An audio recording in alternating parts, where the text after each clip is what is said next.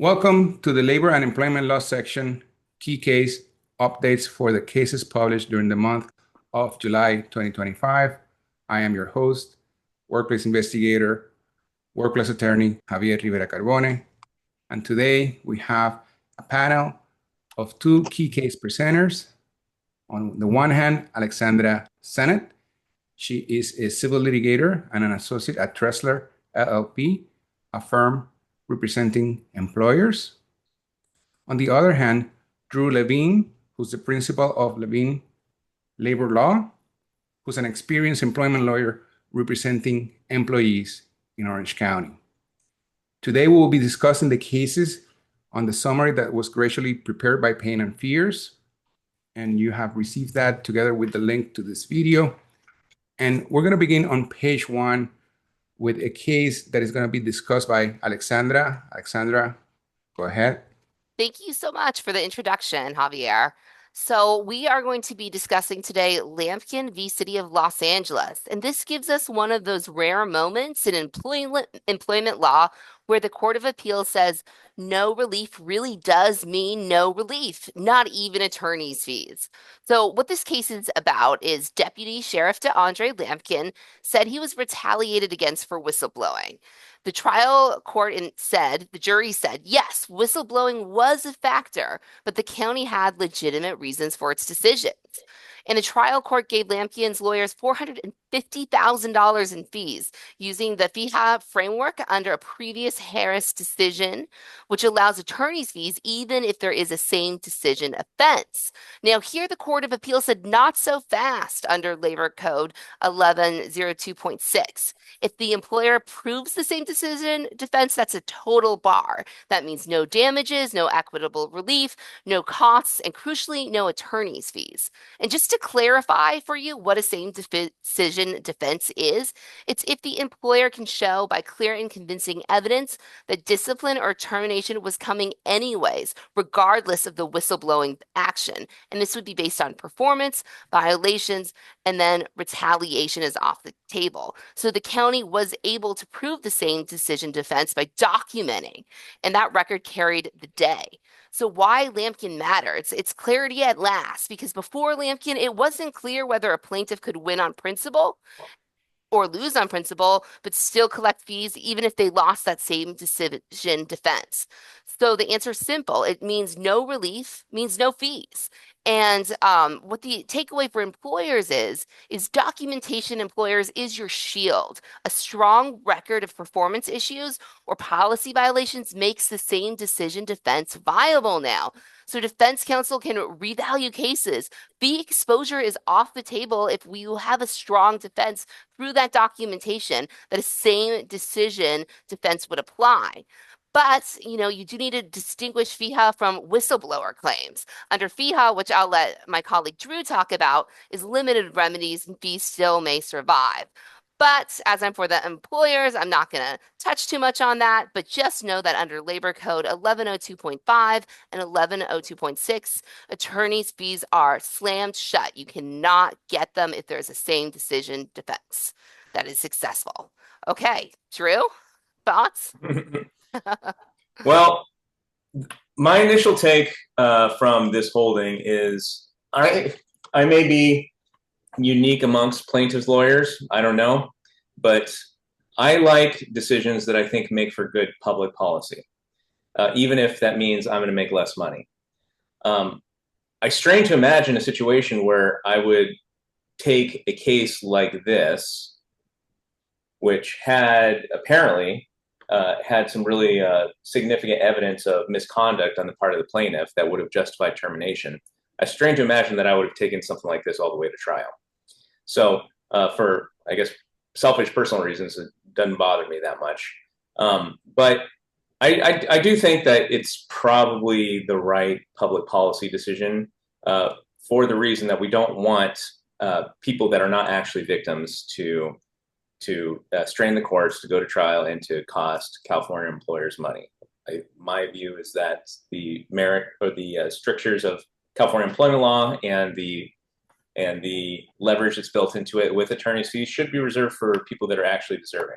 I'm not completely familiar with the facts of this case, But if this person was not actually a deserving victim, even if they did experience some measure of retaliatory conduct, I don't feel too bad about the attorneys who made the decision to take it all the way, not getting paid for it.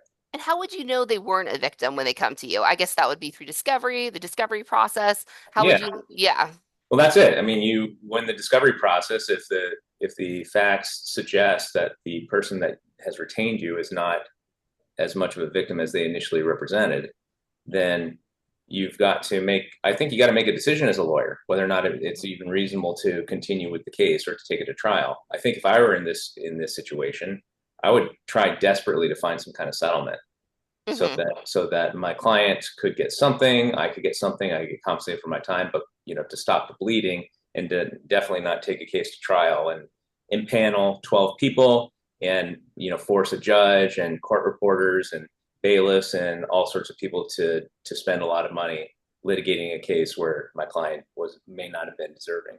And not on the selfish side where you can't even get attorney's fees now, right?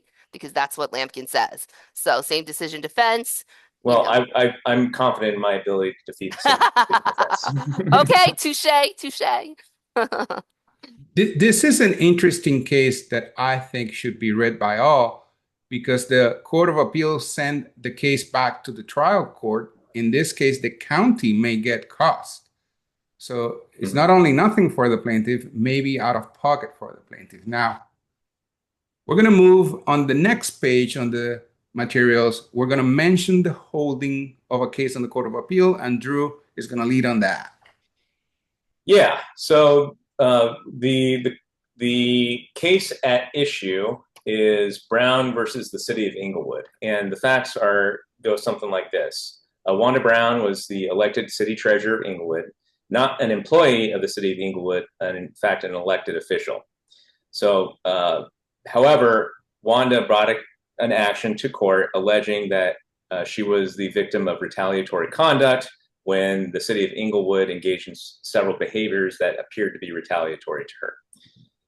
The city and their lawyers decided to file what's called an anti-SLAPP motion.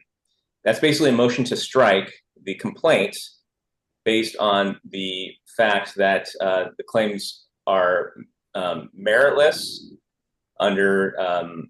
and that they are trying to restrict the city's speech, the speech of the city through the city's conduct. The anti-SLAPP statute is meant to stop lawsuits that violate First Amendment rights. So the trial court denied the motion, but the Court of Appeal decided, no, in fact, plaintiff's claims were subject to the anti-SLAPP statute. And the Court of Appeal also found, and this is the important part of the holding, that the elected official is not an employee under Labor Code 1102.5, which is the whistleblower statute. What do you think, Alexandra, of that? Elected officials are not employees. Is that good? Is that bad? Look, I mean, it really just sort of reaffirms under California that it just narrows these retaliation claims and it reinforces that courts will not expand protections beyond the statute's plain language. I don't know. It depends, I think, who you are, if you're an elected official or not, whether this is a good thing or a bad thing. But I think for employers in general, it's just to note that read the statute as is, right? The court is likely not going to extend protections beyond the plain language. I tend to agree. Okay, fabulous. But I think it's not a controversial decision. It seems rather straightforward, and that's why we're mentioning the holding. Likewise, we're going to now mention the holding on the next page of the summaries. And Alexandra, if you can please just mention what happened in that case. Yes. So Harrington v. Cracker Barrel. So the Ninth Circuit Harrington v. Cracker Barrel decision, it limits FLSA collective actions by holding that out-of-state employees cannot join unless their claims are tied to the state where the case is filed. So unlike a class action where workers are included unless they opt out, FLSA collective actions require employees to affirmatively opt in after notice is approved. So this makes the scope of the case directly dependent on who can be legally included. So what it means for employers is this ruling means smaller, more manageable lawsuits, because they held that out-of-state employees cannot join under this kind of mass action claim under FLSA or this collective action. So that means more manageable lawsuits, reduced discovery burdens, and stronger protection against forum shopping. So, Drew, is it harder now in federal court to have a class? What do you think? Yeah, I mean, certainly any decision that says that that we're not going to certify under these circumstances, that's an indication that things are going to get a little harder. So I think that that's a pretty easy takeaway. Sorry, Agreed. Drew. Agreed. Sorry, Drew. I don't do FLISA class action, so it doesn't bother me.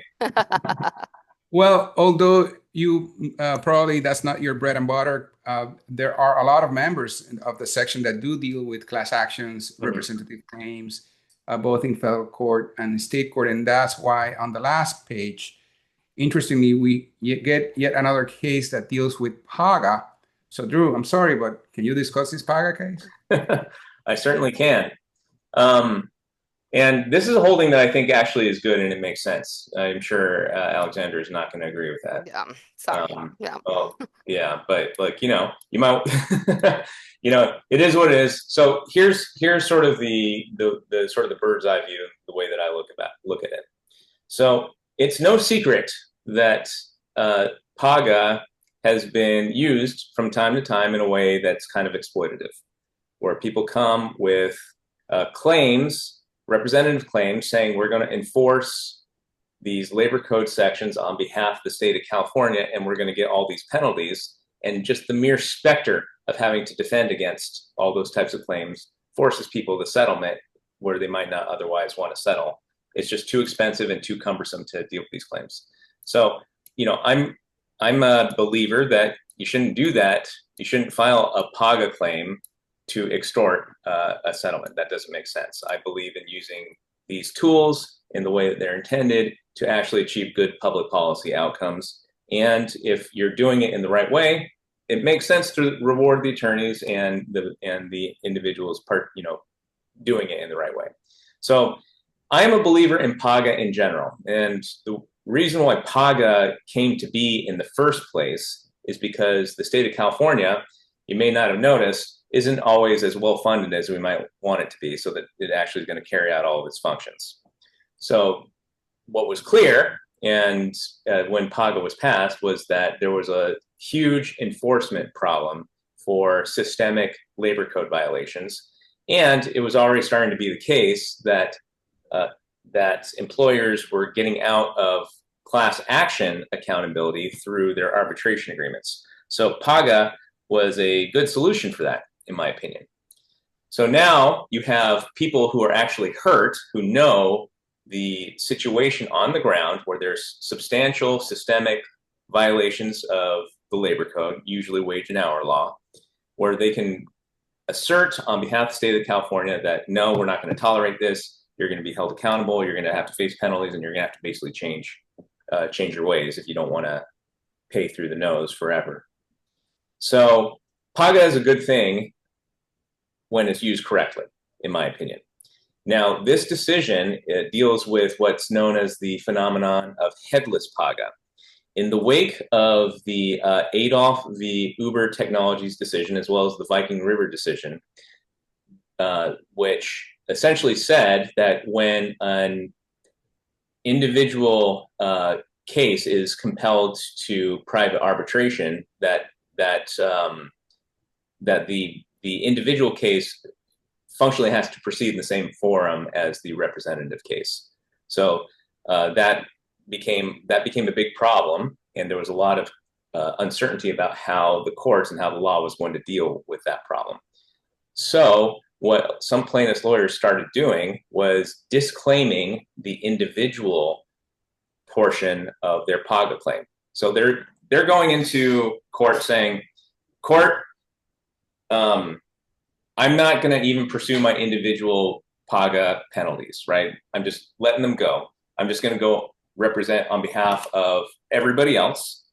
And that's what we're doing here. So you don't need to slow down what we're doing here. You don't need to send anything to arbitration. I'm just going to proceed on behalf of everybody else. And everybody else did not sign this arbitration agreement that is forcing them into arbitration. And certainly they can't be forced into arbitration. PAGA can't be forced into arbitration as a representative class anyway. So that was sort of the headless PAGA, where I'm going to court asserting claims on behalf of everybody else, just not myself. Understandably, people, when they saw this tactic, this strategy, they were wondering, does this person even have standing to do so once they get rid of their own individual claim? And they look to the statute, which says that you can bring a PAGA action if you're an aggrieved employee on behalf of yourself and current or former employees. The defendants argued that the "and" said that you can only do this if you have both your individual claim, your representative claim.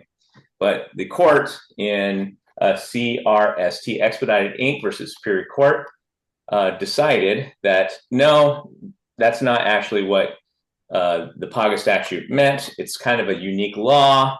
The purpose of this is so that people can actually start redressing systemic violations. It doesn't make sense to basically foreclose the ability to do that by forcing individual PAGA actions into arbitration and basically staying the collective action. So we think that the legislature meant it more as a disjunction rather than a conjunction. It's like bring on behalf of yourself or bring on behalf of yourself or the aggrieved employees. And that was the interpretation. And I think it makes a lot of sense, particularly because California's constitutional rules regarding standing are different than the federal government. And it's the California law that determines what standing is. And I think the court appropriately said that because of the purposes of PAGA, it makes sense to read the intent of the legislature to make these headless PAGA cases permissible. Sorry, that was a lot. But that's the holding, right? That's the holding. The plaintiff is not representing the plaintiff. The plaintiff is representing the aggrieved employees other than the plaintiff. Correct. The court said yes. Alexandra, what do you think? I mean, okay, I agree with the words Drew is saying, right? But from an employer standpoint, there is now it's a greater risk, right? It's exposure to broad headless actions. And it really just shows that the decision underscores that, plaintiffs' lawyers can use PAGA to maximize leverage and why employers have to stay aggressive in challenging standing and scope when defending these types of cases.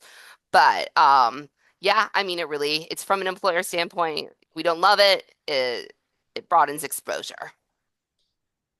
Yeah, anybody running a business is going to want less exposure. That's for sure. I get that.